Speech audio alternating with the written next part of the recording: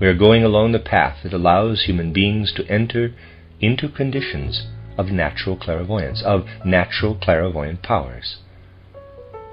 In the age of Kali Yuga, only initiation could lead upward into the spiritual worlds in the right way.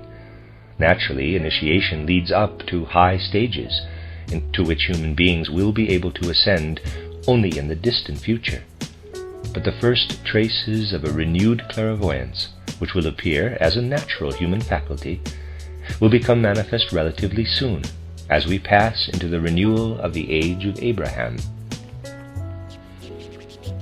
After we have won I consciousness for ourselves, after human beings have learned to know that the I capital is a firm central point in the inner being, human beings shall again be guided outward, in order again to be able to look more deeply into the spiritual worlds. Kali Yuga lasted 5,000 years, until the year 1899 AD. This is once more an approximate year, of course, for these things happen gradually, and humanity received another sudden thrust forward, so that it could ascend to the first beginnings of a future human clairvoyance. It is inherent in the fundamental nature of the human soul that such clairvoyant faculties, as natural faculties, we must differentiate between cultivated clairvoyance and what will come into being as a natural clairvoyance, will come into existence for a few human beings, even in the first half of the 20th century. And for more and more human beings during the next 2,500 years. There are two different possibilities of what might happen, however.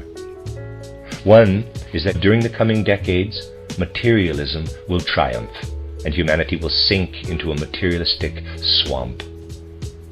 Isolated human beings will appear who will say that it seems to them as if they saw something in physical man like a second man. Yet, if materialistic consciousness goes so far as to declare that spiritual science is folly, and to stamp out all consciousness of the spiritual world, people simply will not understand these first capacities. What is really to occur might pass by unnoticed. The other situation might arise in which spiritual science will not be trampled. Then one will understand that such qualities are not only to be cultivated in the secret schools of initiation, but also to be cherished when they appear toward the middle of our century as delicate saplings of human soul life in this or that person. Such a person will say, as if from an awakened soul force, I see something like a reality, just as it is described in anthroposophy as the second man within physical man. If understanding is not created, however, if this faculty is trampled to death, so to speak, if one who talks about these faculties is locked up as a fool, it will prove disastrous for humanity. Human beings will decay in the swamp of materialism.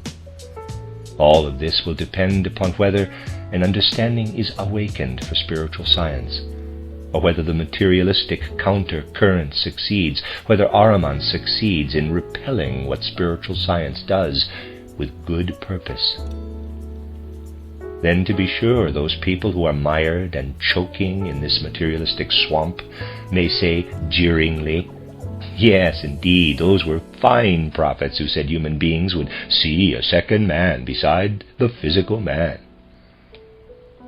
Certainly, nothing will manifest itself if the necessary faculties have been trampled to death.